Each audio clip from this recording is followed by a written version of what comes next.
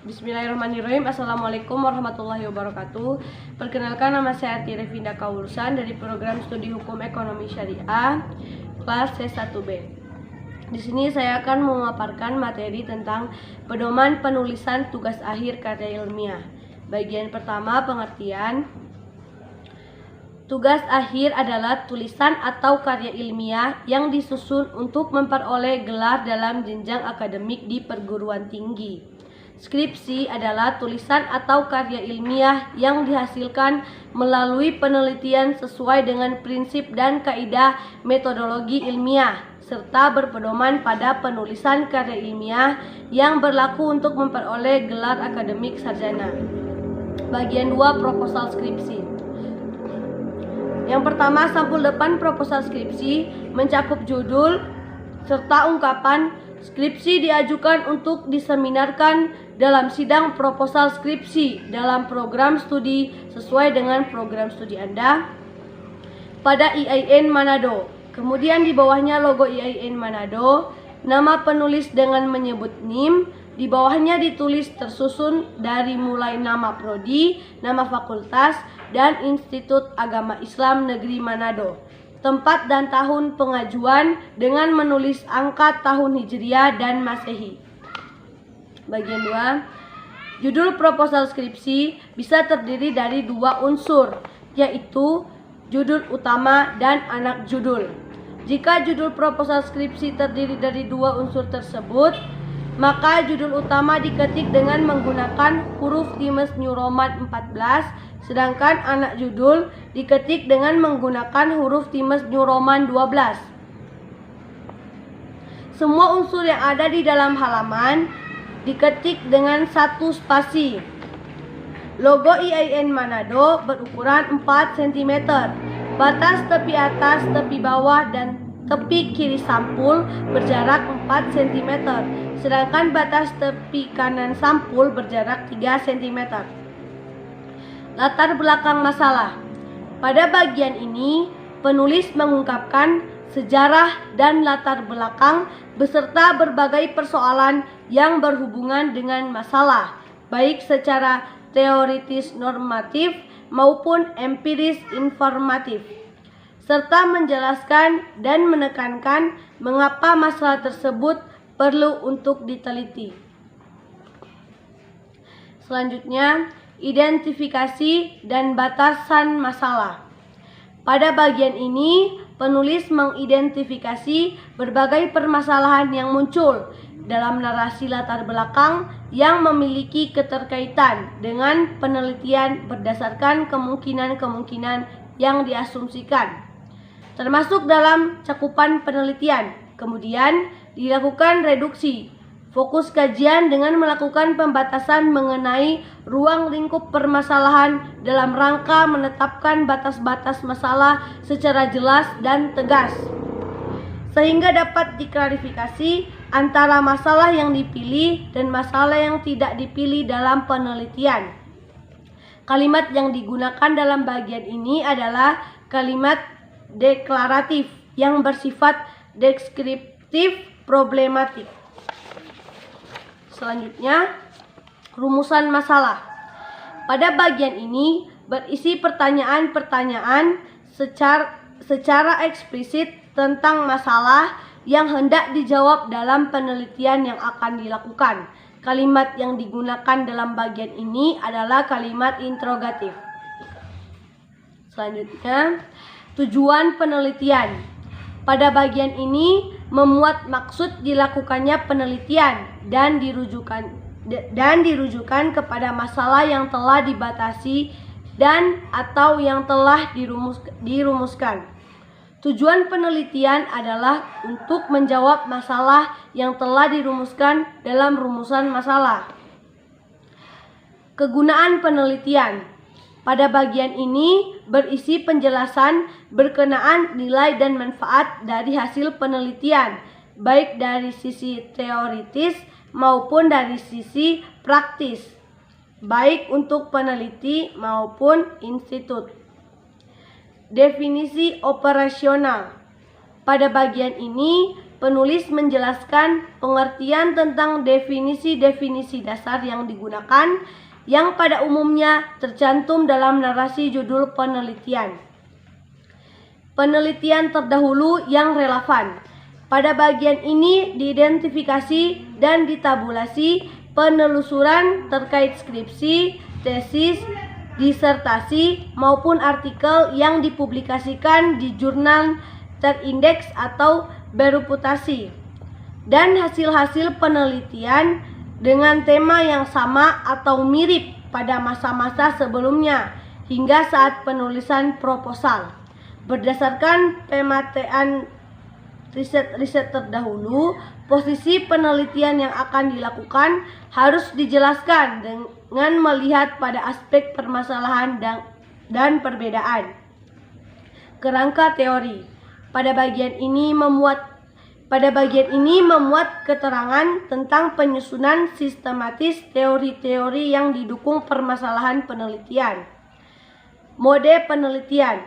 Pada bagian ini memuat penjelasan terkait mode yang akan digunakan dalam melakukan penelitian, yang terdiri dari data yang dikumpulkan, sumber data baik primer maupun sekunder, teknik pengumpulan data, teknik pengolahan data, dan teknik analisis data. Sistematika pembahasan. Bagian ini berisi penjelasan berkenaan alur pembahasan penelitian skripsi, sehingga dapat diketahui kohesi dan koherensi penyusunan antara satu bagian dan bagian yang lain.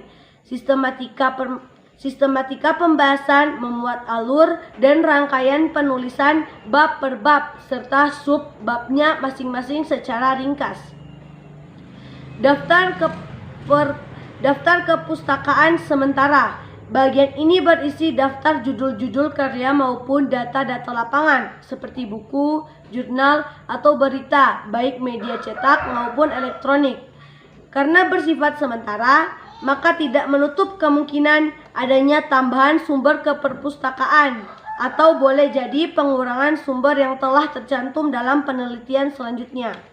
Daftar keperpustakaan harus menunjukkan literatur yang mutakhir, baik buku yang ditulis oleh tokoh yang otoritas, artikel jurnal bereputasi dan terindeks, dan hasil riset yang bereputasi.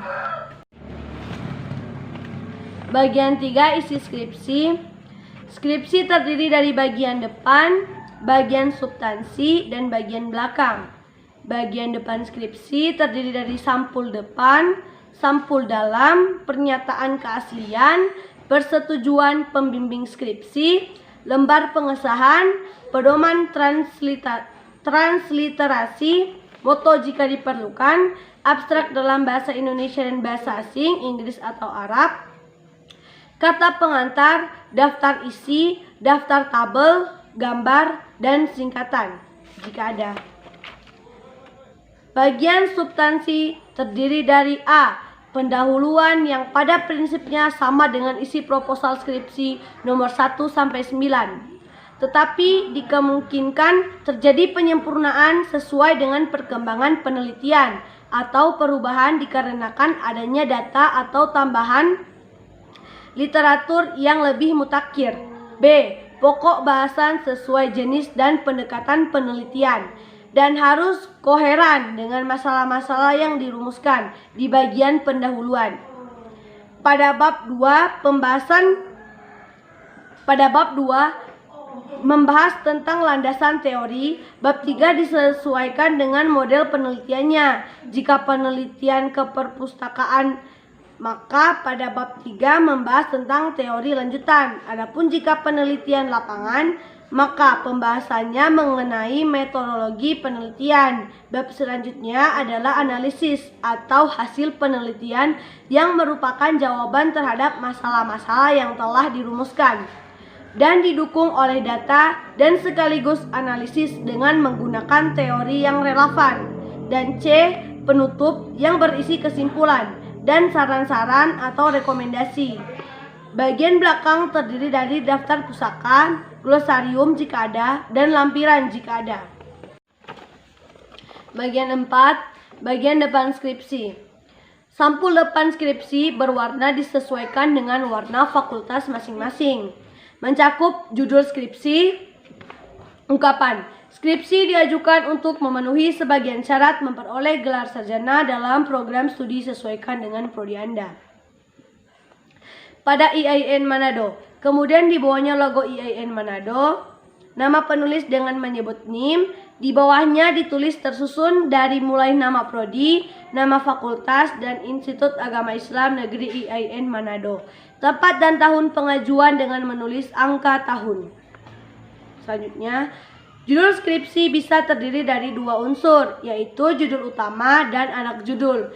Jika judul skripsi terdiri dari dua unsur tersebut, maka judul utama diketik dengan menggunakan huruf Times New Roman 14, sedangkan anak judul diketik dengan menggunakan huruf Times New Roman 12.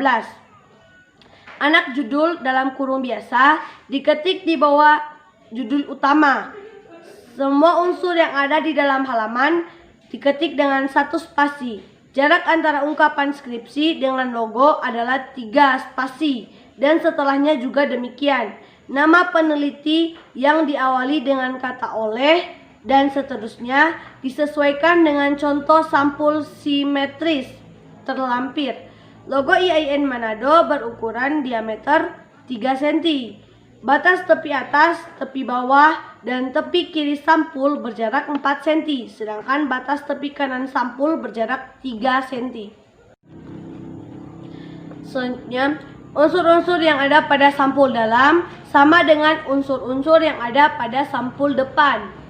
Halaman persetujuan pembimbing berisi kalimat skripsi berjudul sesuai dengan judul skripsi yang ditulis oleh, silakan diisi dengan nama Anda.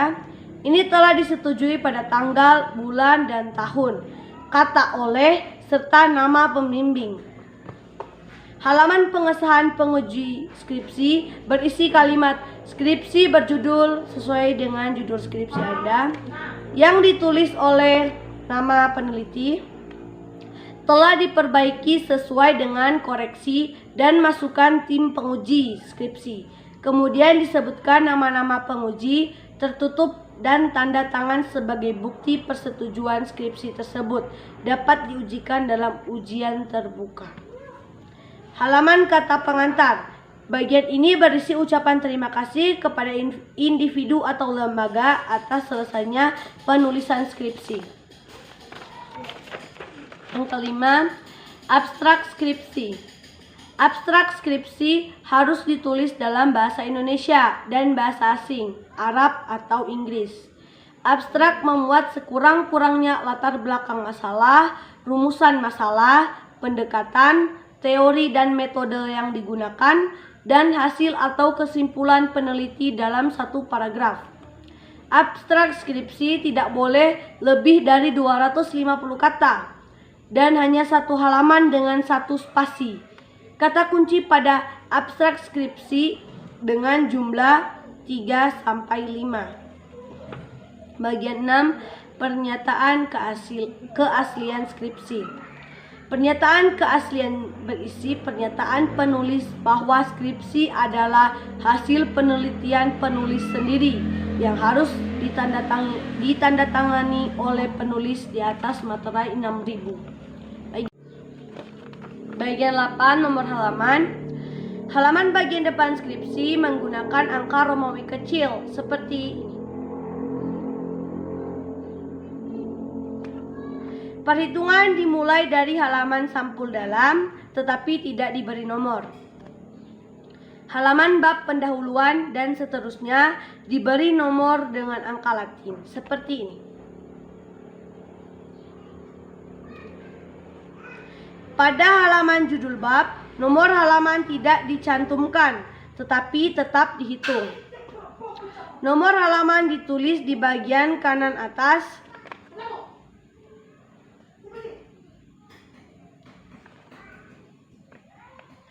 Pola penomoran. Nomor bab dengan angka Romawi, subbab dengan huruf besar, anak subbab dengan angka Latin, bagian anak subbab dengan huruf kecil. Untuk bagian selanjutnya dengan angka Latin yang diikuti tutup kurung. Berikutnya dengan huruf kecil yang diikuti tutup kurung. Pola penomoran tersebut dapat dilihat dalam contoh ini.